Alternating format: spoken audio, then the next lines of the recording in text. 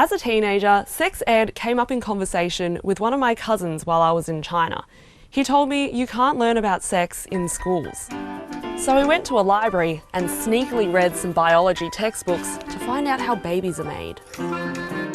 Really? Is that how? Wow. Anyway, the books must have worked because my cousin has 2 kids now. It turns out my cousin's experience is fairly typical for many Chinese people.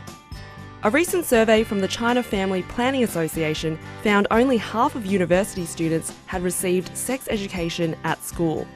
And when they do, it's not always helpful. School teachers, they would directly link early love to pregnancy without teaching them anything about contraception, about safe sex, about STD, and so on. Chong Liu is about to complete her PhD at Leeds University on sexuality education in China.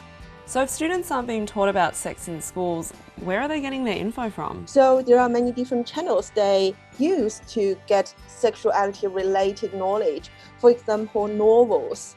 For example, even dictionaries. They even learn it from pornographies. Porn in China is technically illegal. It seems like people find a way to get around it. Yeah. So in China, many young people would call those porn stars as their sexuality education teacher because they will show them how sex works in a very, very straightforward way. A lack of sexuality education has led some experts to say China has a national problem with sexual literacy. In a 2017 survey of sexual and reproductive health knowledge, high school students only answered every second question correctly. And abortion rates, particularly among young unmarried women, are as much as 2 to 3 times higher than in the US.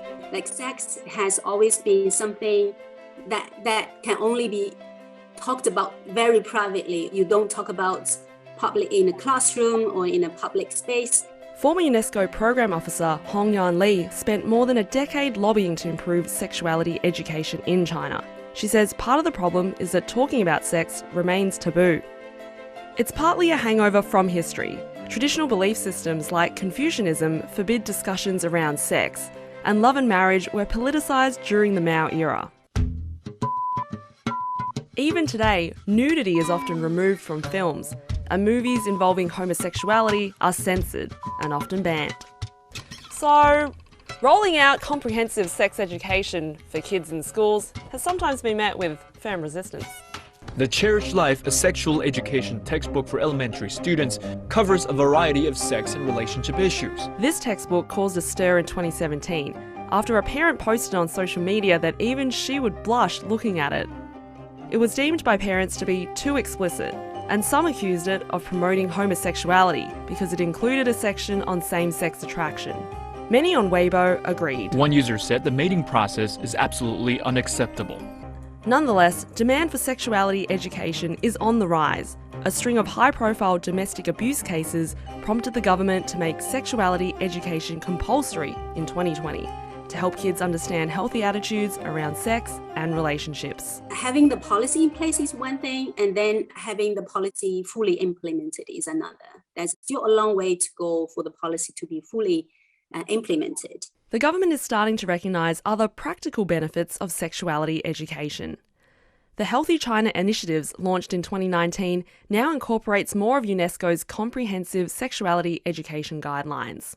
And from the awkward conversations come very real benefits. So for each child and young person, through sexuality education, they are equipped with essential knowledge, skills, and attitudes that can empower them actually to live a life that is healthy, and also they understand their own rights and the rights of others. So China is still a little prudish when it comes to sex, but things are changing. The new generation now are more tolerant and more open-minded, and they are more knowledgeable as well, yes.